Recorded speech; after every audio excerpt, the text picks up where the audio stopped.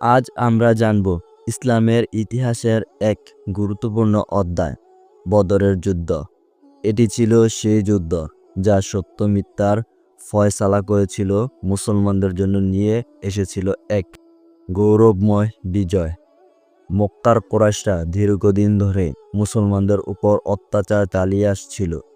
নবীজি সাল্লাল্লাহু আলাইহি সাল্লাম ও তার সাহাবীরা যখন মদিনা হিজরত করলেন, তখনও কুরাইশরা তাদের ক্ষতি করার ষড়যন্ত্র করেছিল।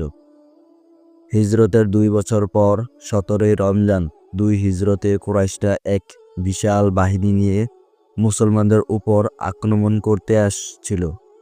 রাসূল সাল্লাল্লাহু আলাইহি সাল্লাম মাত্র 313 জন সাহাবীকে নিয়ে আল্লাহর উপর ভরসা করে বদরের ময়দানে উপস্থিত হন। নবীজি সাল্লাল্লাহু আলাইহি সাল্লাম আল্লাহর কাছে সাহায্য চান। সাহাবীরাও গভীর মন ও আত্মবিশ্বাস নিয়ে যুদ্ধের জন্য প্রস্তুতি হন। আল্লাহ তাআলা ফেরেশতাদের দ্বারা মুসলমানদের সাহায্য করেন।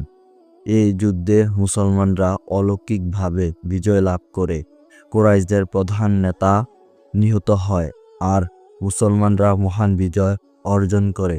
বদরের যুদ্ধ প্রমাণ করেছিল, আল্লাহর সাহায্য যার সাথে থাকে তাকেই সফলতা দান করা হয়। বদরের যুদ্ধ আমাদের শিখিয়েছে সংখ্যার চেয়ে ঈমান, সাহস ও আল্লাহর প্রতি ভরসা প্রকৃত শক্তি। ওই ঐতিহাসিক যুদ্ধ আজও আমাদের জন্য অনুপ্রেরণার উচ্ছ্বাস। ভিডিওটি ভালো লাগলে অবশ্যই কমেন্ট করে জানাবেন এবং চ্যানেলটি সাবস্ক্রাইব করে দিবেন। ধন্যবাদ।